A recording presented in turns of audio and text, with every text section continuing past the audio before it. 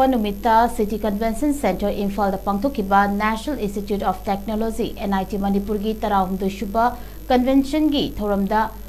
Chief Minister KHEMCHAND Institute ASIGI Permanent Site ASI KAKCHING ASIDA THAMNABA WAPHAM PHONGDOKPIKHIBABU Joint Non-Government Voluntary Organization JNGVO KAKCHING na THAMOI SENGNA KAKCHING MIYAMGI MAHUT SENDUNA THAGATPA PHONGDORAKLI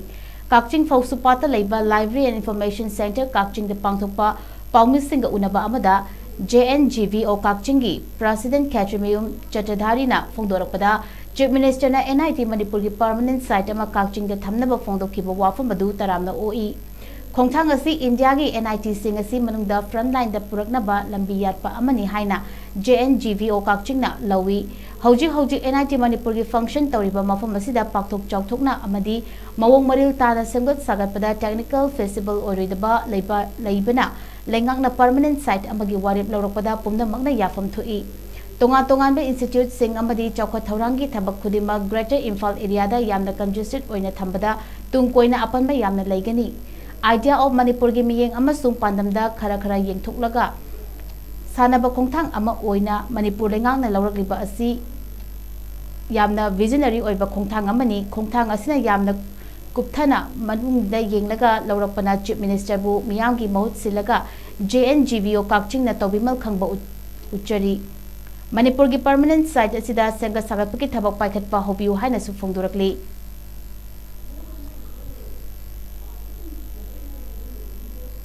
Houkhiba Tangmari Thanipan Lisingani Kuntaru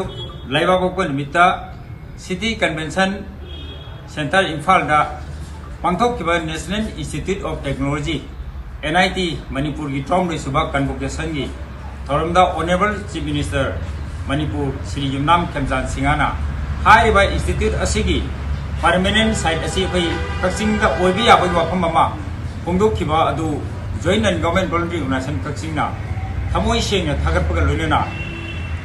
asumlaba CM Chief Minister gi ming sani yengba amadi National Institute of Technology Manipur ASIGI India gi NIT singi manungda frontline da puraknaba lambi yatpa amani haina Joint Non-Government Voluntary Organization KAKCHING lawai hauji NIT Manipur gi function tawriba pham asi pakthok chawthokna mong maril tana semga sagatpada technically feasible oidaba laibana lengakna permanent site amagi warep lawrakpada Manipur da leibra miyam punamangna su yapam thoki haina Joint Non-Government Voluntary Organization na mayam yimpham da thamjari tonga ba institute sing amadi development program chawkhat thorangi thabak khuding Greater Imphal area da yamna congested oiba mong thamba sina tung koina